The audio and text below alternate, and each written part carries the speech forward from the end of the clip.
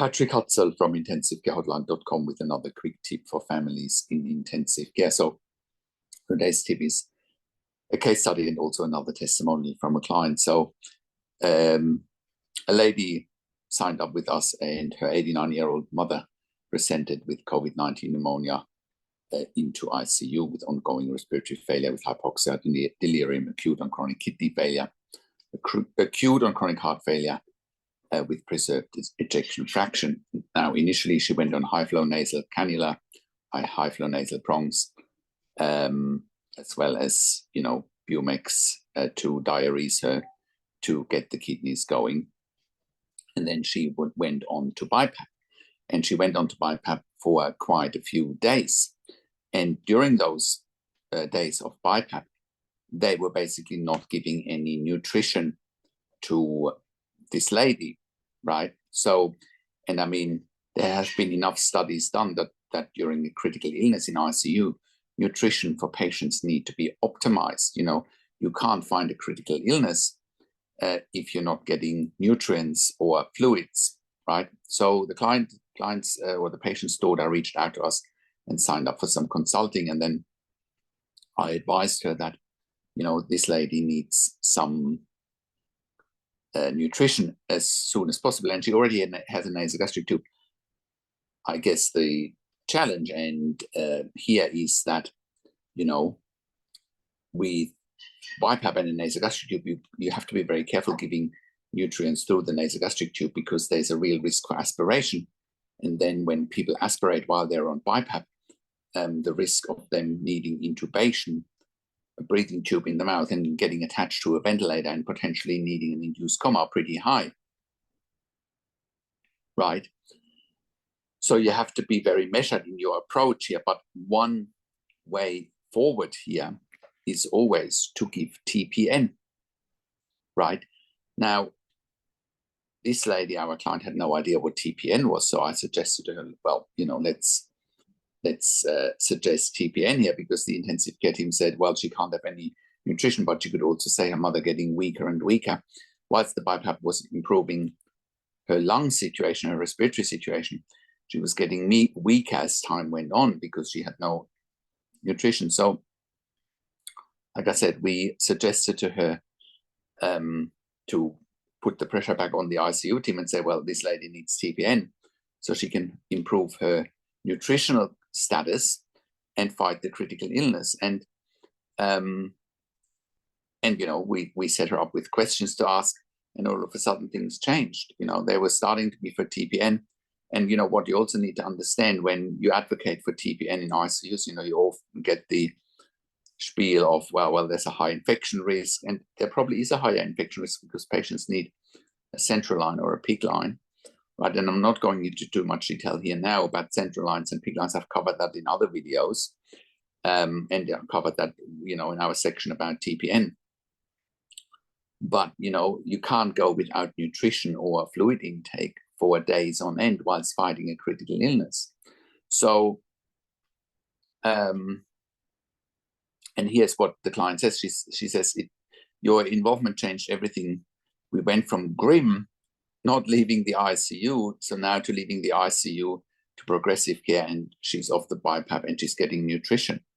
I'm also referring you to all my family and friends. It makes a huge difference having an advocate. As the administrator, I wanted to have a long conversation after I told the doctors I had an advocate involved, which they could see by the questions I was asking. And then everything changed and she got better. I was told previously that they didn't see her ever leaving the hospital with a grim prognosis.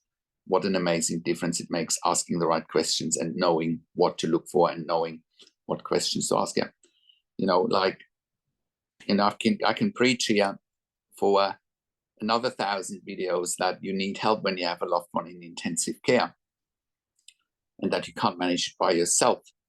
You can't replace having worked in intensive care for over 20 years in 3 different countries like I have with, managing a loved one in intensive care, and you've never seen a situation like that. It's a very complex situation having a loved one in intensive care, and without having worked in intensive care for decades, you'll be fighting an uphill battle. So, I can preach here for hours on end, but if you don't take action, you will also fight an uphill battle, and your loved one is much more likely to die. I mean, I can say without any exaggeration that we have saved lives with our consulting and advocacy, right? Many lives, as a matter of fact. You can look that up on our testimonial section, and you can also look it up on our podcast section with some client interviews. So, therefore, we also created a membership for families of critically ill patients where you can get access to. In the membership, you have access to me and my team 24 hours a day in a membership area and via email, and we answer all questions intensive care related. And you can get access to the membership by going to intensivecarehotline.com, clicking on the membership link, or you can go to intensivecaresupport.org directly.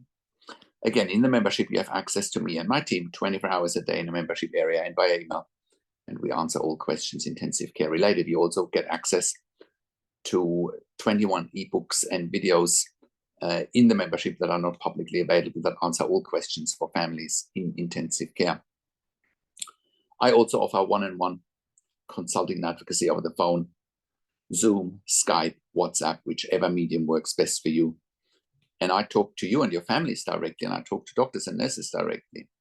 And it'll make all the difference so that you can make informed decisions, have peace of mind, control, power, and influence, because 99% of families in intensive care don't have it, right? Once again, I have worked in intensive care for over 20 years in 3 different countries, where I also worked as a nurse unit manager for over 5 years. And I've been consulting and advocating for families in intensive care since 2013 with life-changing outcomes. Have a look at our testimonial section and at our podcast section with client interviews. We also offer medical record reviews in real time so that you can get a second opinion in real time, all with the goal of you making informed decisions, have peace of mind, control, power, and influence. We also offer medical record reviews after intensive care if you have unanswered questions, if you need closure, or if you are simply suspecting medical negligence. And all of that you get at intensivecarehotline.com. Call us on one of the numbers on the top of our website, or send us an email to support@intensivecarehotline.com. If you like my videos, subscribe to my YouTube channel for regular updates for families in intensive care. I also do a weekly YouTube live where you can ask questions on the live show. Click the like button, click the notification bell, share the video with your friends and families, and comment below what you want to see next or what questions and insights you have. Thanks for watching. This is Patrick Hutzel from intensivecarehotline.com, and I will talk to you in a few days. Take care for now.